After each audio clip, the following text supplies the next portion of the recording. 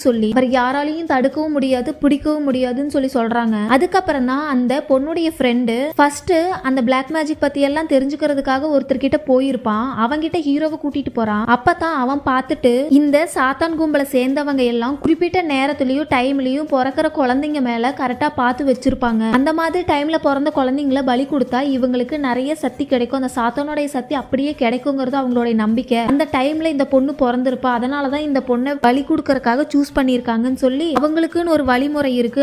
அதுபடி அவங்க பலி கொடுத்தாதான் அவங்களுடைய வேண்டுதல் பலிக்கும்னு சொல்லி இந்த பொண்ணு இன்னுமே இறந்திருக்க மாட்டா, நீங்க போனீங்கன்னா காப்பாத்திரலாம்னு சொல்ல இதெல்லாம் பண்றது யாருன்னு தெரியுமா நீ ஹீரோ கேட்க, அப்பதான் அந்த ஆளு ஹீரோ போய் மீட் பண்ண அந்த ஃபாதரை சொல்றான். அவன் பேரை சொன்னது ஹீரோக்கு பயங்கரமா ஷாக் ஆயிருது. உடனே திரும்ப போய் அந்த ஃபாதர் வெளியே போன நேரமா பார்த்து அவனுடைய வீட்டுல ஏதாவது கிடைக்குமான்னு சொல்லி ஹீரோவும் ஹீரோட டீமும் போய் செக் பண்ணிட்டு இருக்காங்க. பார்த்தா கரெக்டா அந்த ஃபாதர் வந்து ஹீரோவை அடிச்சிடறான். அதுல இருந்து தப்பிச்சு ஹீரோ அந்த ஃபாதரை பார்த்து நான் உங்க மேல எவ்வளவு நம்பிக்கை வச்சிருந்தேன், ஏன் இப்படி பண்ணீங்கன்னு சொல்லி கேட்கும்போது தான் அந்த ஃபாதர் ஒரு விஷயத்த ஷேர் பண்றாரு. ஆக்சுவலா அன்னைக்கு நீங்க வந்து பேசுனது நான் கிடையாது, என்னுடைய தம்பி ஸ்டீஃபன் சொல்லி சொல்றாரு. நாங்க 2 பேருமே ட்விங்ஸ்னும் அந்த ஃபாதரோட அம்மா ஒரு அனாதனும் ஏதோ ஒரு எஸ்டேட்டுக்கு வேலைக்கு போனப்போ ஒரு சில மனித மிருகங்களால கற்பழிக்கப்பட்டு அது மூலியமா உருவானவங்க தான் இவங்க 2 பேரும். இவங்க 2 பேரும் பிறந்த உடனே அவங்க அம்மா இறந்து போயிடுறாங்க. அதுக்கப்புறம் இவங்கள ஆசிரமத்துல கொண்டு போய் விட்டு ஆசிரமத்துல தான் வளர்றாங்க. அப்ப குழந்தைங்க இல்லாத தம்பதிங்க ஒருத்தர் வந்து இவங்க 2 பேர்த்தையும் தத்தெடுத்துட்டு போயிடுறாங்க.